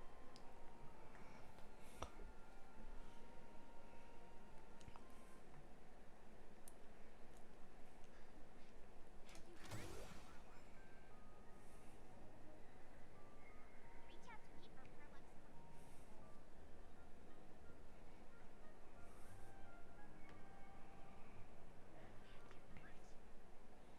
I'm not using my golden token on this account for probably anything. Thank you so much for your help this time. Please continue to support my work. I mean, it just depends on Gilga. I'm legit just waiting for Gilgamesh. And I want to see, like, the beta, what team he might be, like, how his kit is, so I can see his teammates. But, like, if I'm going to get Ho and then replace her with, like, a better sustain in 1 or 2 patches for Gilga, like, what was even the point? You know what I'm saying? So, because keep in mind, I have Feyon and an E2 Cyrene. One of my teams is automatically going to be sustainless no matter what against literally everything. Like, Feyon is kind of a bit of a sustain cheat code in terms of, like, you not needing to have as many sustains on an account because you could easily just get away with that shit, right? And then if Gilga doesn't really care about a specific sustain, I can just give him Danhung PT. And it's like, what's even the point of getting Huo?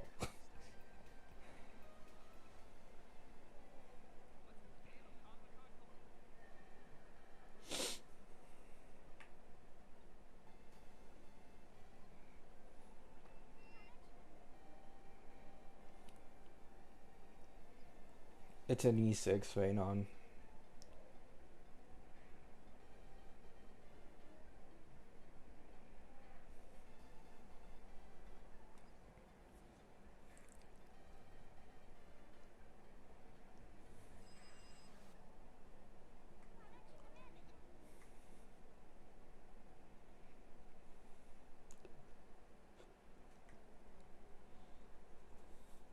I mean, it's not OP, but yes, it's really good.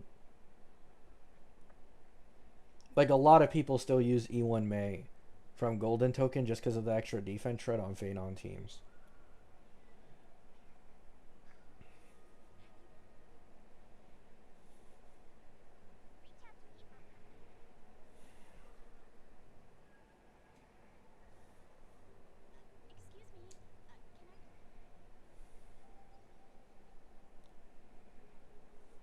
how good is going from Yao E1 to E2?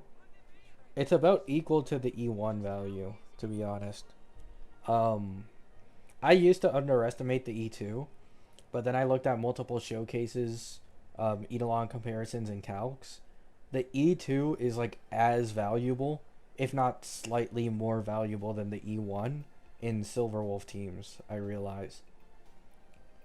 I imagine it wouldn't be as much in an Evanessia team, but with now Silverwolf being speed scaling, E2 Yao definitely gained value.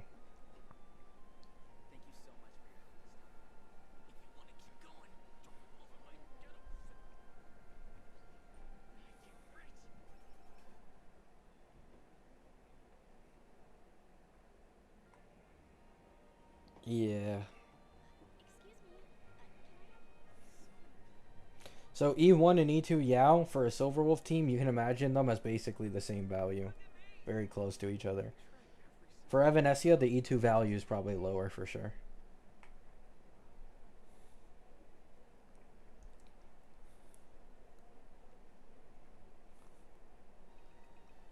Yeah, it goes like 3 ways, Verly. Because also, the elation increase applies to Yao Guang, and Yao Guang gives elation to the rest of the team based on her own elation. So, the E2 buffs Yao Guang's elation, increasing the team's elation, then normally increases the team's elation, gives the entire team a speed buff, and then also buffs the increased elation for Silverwolf because of increased speed. It has a bunch of different fucking avenues of buffing the team with the speed increase and elation increase.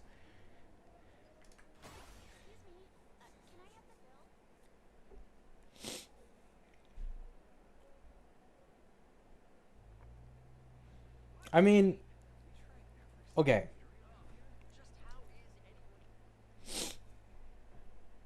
I don't really know why people have adopted this mindset that you need to pull the Annie team, but like, because I kind of seen this and people are like, oh, why isn't Silverwolf automatically an undisputed top one best in slot who's fucking 60% better than the rest of the teams of the game? And it's like, and people are like, oh, I don't want to pull for elation. I don't care. And it's like, there's always been other teams to pull on. Like, I feel like the new path hate is always a little over exaggerated. I'm not even gonna mention the biased like Lycone hate and best in slot support shit, right? But you're gonna get the second main push. The second main push has never been part of the new path. Literally never. Never happened in the history of this game. So Himiko probably isn't going to be elation. She'll probably be some fucking destruction, right? And her best in slot team at the time of release seems cheap as shit. Like it's Welt, Donhung PT, and Sunday. That is genuinely fucking cheap as hell. So you can easily get away with other teams in a version that are like on or near the same strength level as the anniversary team. But I don't know. I feel like people there's a weird way with how people treat new path and main push elation teams and shit. I don't know. The same thing happened with Rem, where people acted like Rem was the only top tier team that you could pull on and everything else was bricked. But like obviously Feyon and Anoxa and Evernight main DPS are all holding up pretty well against basically everything currently.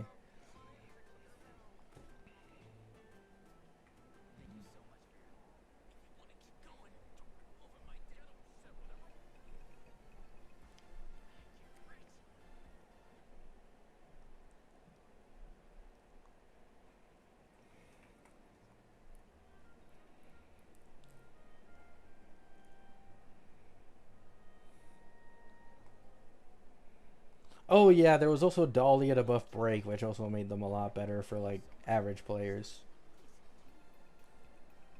This is the thing with like mono rem, and why personally I don't glaze mono rem as much as a lot of other people do. When I talk about meta and I'm giving pull advice, I'm not going to assume that you are going to like put whale levels of investment into a team unless you mention it to me, right? Like the average player, I imagine they're putting at max 3 to 4 cost. Most average players wouldn't even put that much into one team, but like 3 or 4 cost, right? Like if we're looking at this 3 to 4 cost mark, like Mono Rem isn't at all the best team. You know what I'm saying? Like, it just isn't. So this is why I've never understood why like some mono rem people get mad at me because I didn't mention fucking 16 plus cost mono rem with all Eidolon and Lycone vertical investment where they beat other teams. It's like this is literally 2 years worth of characters. You know what I'm saying? It's like 2 years worth of characters that you're bringing up for why mono rem is stronger than any other team. At that point, like I'm not going to recommend that to my average audience. You know what I'm saying? Like, why the fuck would I do that? I don't expect you guys to drop 2 years worth of characters on one fucking team. Yeah, E0 Monorem is still strong, but it's not like this mammoth, like the way people talk about Monorem. But 99% of the time, the mammoth version of Monorem they're talking about is just so fucking expensive. It's ridiculously expensive. Like, it is cool that that vertical investment exists, right? And don't get me wrong, I myself spent like $100+ on my main Cassie account, so I have a 10 cost rem team, right? It's not 16, but I've dropped money and I've dedicated a fuck ton into that team. But like, even I can like fully realize like this team isn't cheap, bro. You know what I'm saying? Like, if you want it to become exceptional, you need to put in the work for it. And it's just not worth it for most people, in my opinion. 10 cost, yeah, E2 S1 Cassie, E2 S1 Evernight, and then E0 S0 both Hyacine and Cyrene.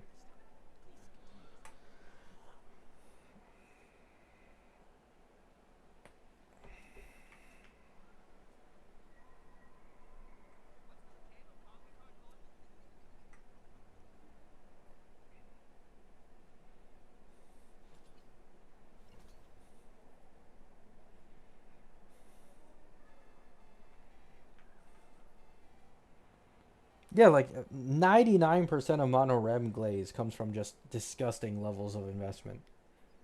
Which is why I've never been like a big, oh my god, mono rem is so much better than every other team, blind believer. I just don't really think that.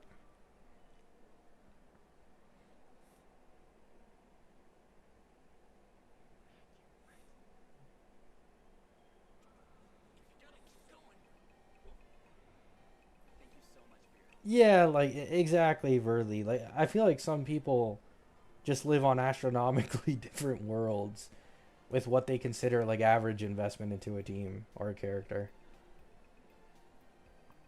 Keep in mind, this is coming from like the guy who like constantly glazes E2 characters, always invests vertically in basically every team he cares about. Like I had E2 Firefly and vertically invested Dot on one account. I had my E6 Anox on another one. I have like my full Cassie team. This account has E6 Faye and E2 Cyrene. Like I'm the vertical investment guy, and I'm saying this. Like I do not at all expect the average player base to give a fuck about going into double digit cost for a single team. Because even if, let's say, at the time where you're like making the decision of, you know what, I'm going to put in all this investment for this team because I really like them right now, 90% of people end up folding after a few patches when a sudden new released character catches their eye. Like, this is usually what happens. You will always have to deal with like characters that are new and you didn't expect and looked absolutely fucking amazing and cool. And then you're going to have to decide, do I skip them or pull them? Most people are going to pull them.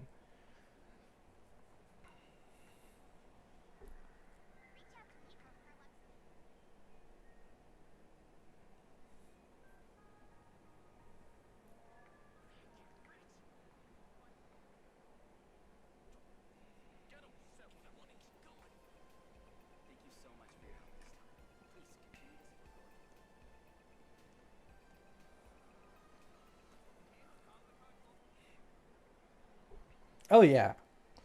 Like, investing E2 into a DPS still works pretty well. For sure. Like, it's worth it, depending on the character. Like, Feyon, just a no-brainer, to be honest. I think Feyon is probably the best case of, like, E2, no-brainer investment. Don't get Ceridra. Don't get Cyrene. Like, Prioritize that E2. Absolutely, no matter what. And then after that, you can do whatever the fuck you want. But please just get his E2, bro.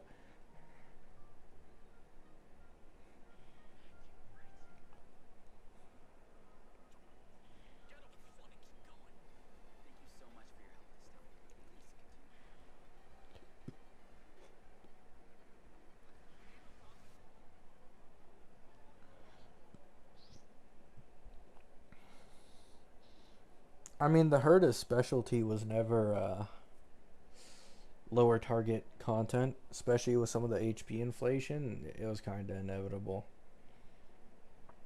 Like, HSR have already found themselves the jackpot when it comes to any characters being AoE damage dealers and bounce at the exact same time to cover any type of content. Like, the any characters always get this fucking chilling, dude. They're good for every... Like, Acheron, she just fucking dealt with absolutely every endgame mode on release. Top DPS for it. Same thing goes for Cassie, and now the same thing's going to go for Silverwolf. Like, Silverwolf's team is probably going to be one of the top, if not the top, for all three endgame.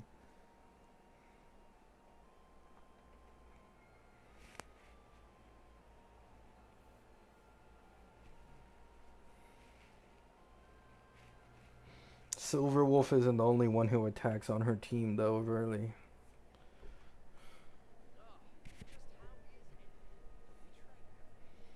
To be honest, Nihilux will probably have some attacks as well, similar to Cyrene.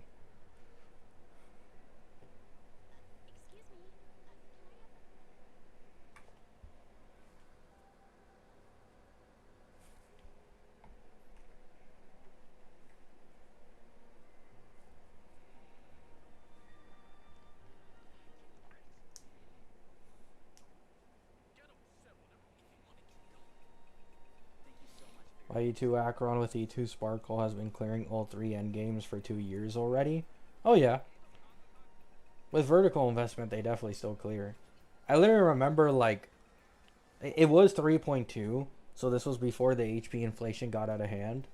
But, I was using an account back then with E2 Acheron, and like, Jiaoqi's rerun was going on, and I picked them up quickly, and I wanted to test it. I got like a 1 cycle first try against Flame Reaver. Like, they still definitely clear. They can still definitely clear with the verticals. And now that Silverwolf is being added to the 50-50 loss, if someone's able to get Silverwolf or even E2 Silverwolf for free from losing 50-50 as an Acheron main, I mean, wow. That's a pretty nice jump in performance.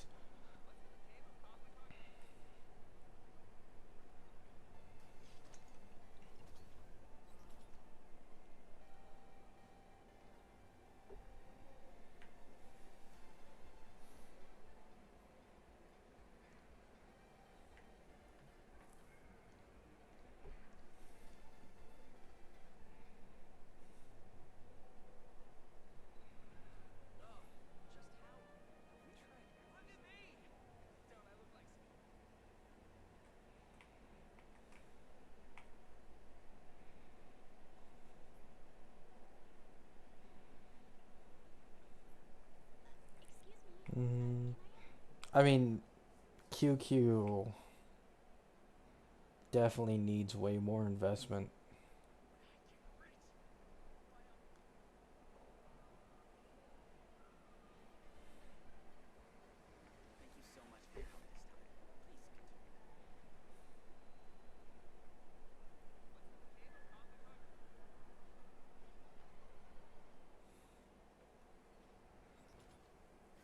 I'm disappointed in E2 Silverwolf. How? Like, Silverwolf's verticals are better than Cassie's. I don't even get it. I've been seeing people talk about this, but I just don't get it.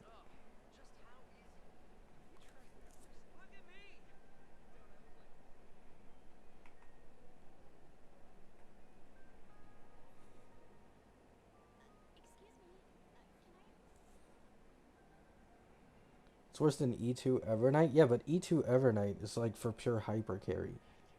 Her point is to like buff the team while also buffing herself, which she does both. Like the E1 20% damage increase on enemies from everybody on the team buffs the team. And then the E2 is also almost double the turns on her ultimate.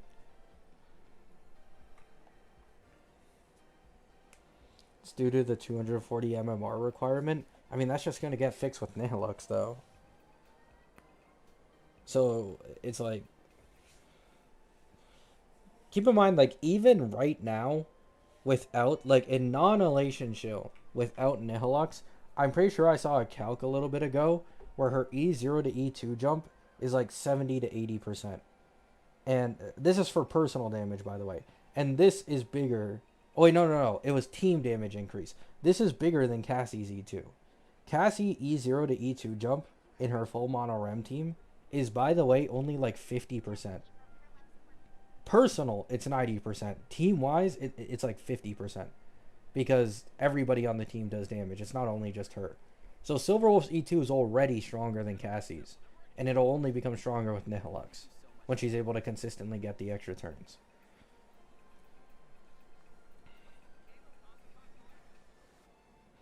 Why are you playing Future Rail? I mean, it's just using your brain, man. It's not playing Future Rail when it comes to shit that's this obvious.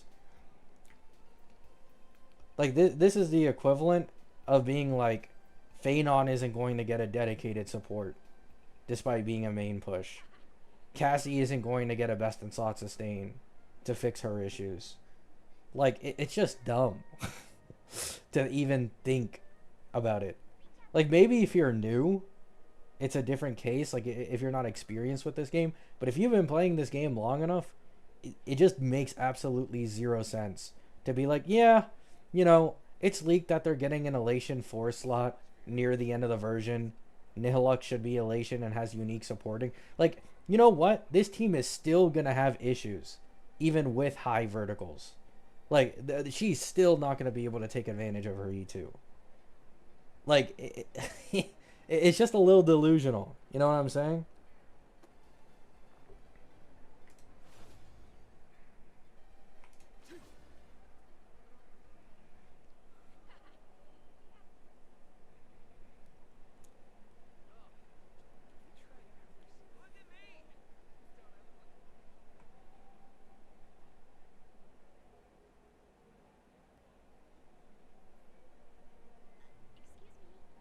Yeah, also, like, my entire channel is built off of trying to give people insight earlier on in comparison to the majority of other creators who usually wait and play it safe until literally the second beta drops so that they can give their opinions on shit.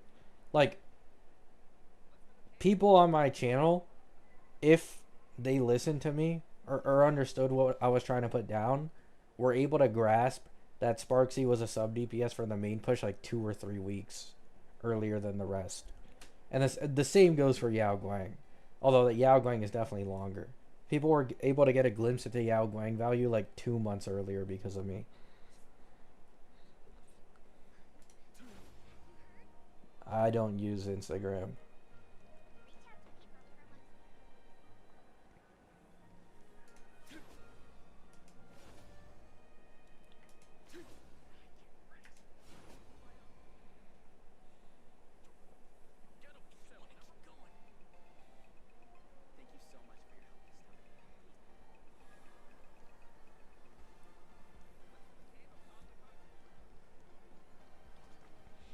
If you read Sparksy Kit, it's kind of obvious. I mean, people always do this revisionism on my channel, but like, I promise you, at least in my experience with my videos, it just isn't the case, man. Both on streams and on video comment sections, there were people telling me more often than not that they did not think Sparksy was going to be a sub DPS because she seemed too main DPS oriented. So like I also thought it was obvious, but to the majority of gacha players, it's just, you know, not obvious. The same thing with Yao Guang, right? Like, to me, Yao Guang being best in slot for every Elation DPS was obvious, but to apparently 90% of the scheme's player base, she's getting power crept literally by EMC, was the main take that I was getting about Yao Guang.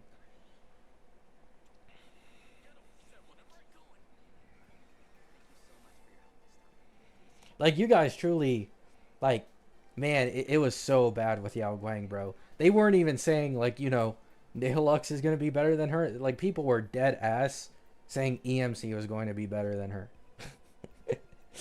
Like, oh my god, man. They didn't even give her the grace of being power crept by a new limited elation support. They were fucking putting their hopes and prayers on EMC.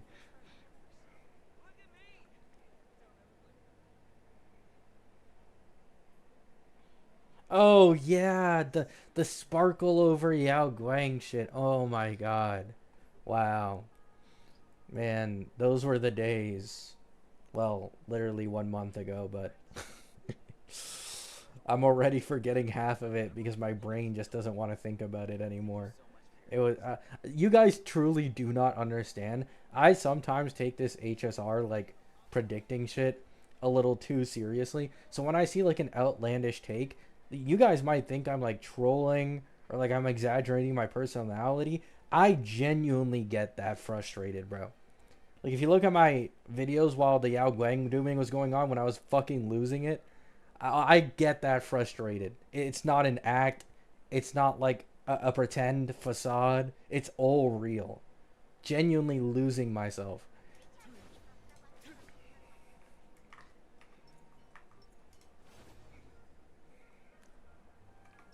Turn over this eternal page.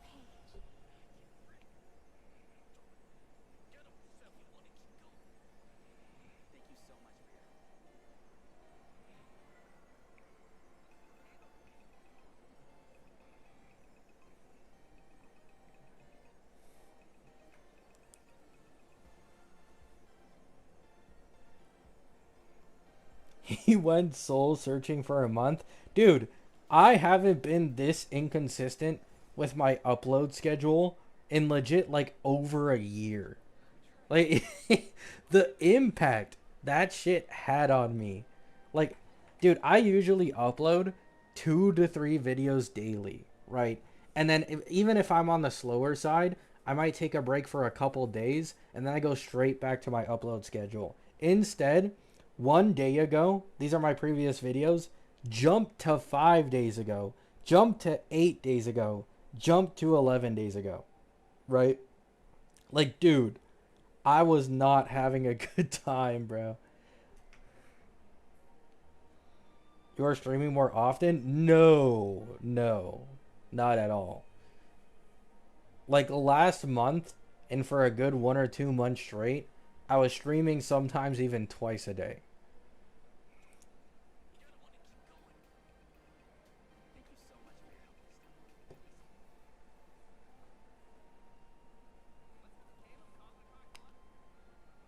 And I was streaming almost every single day, no matter what.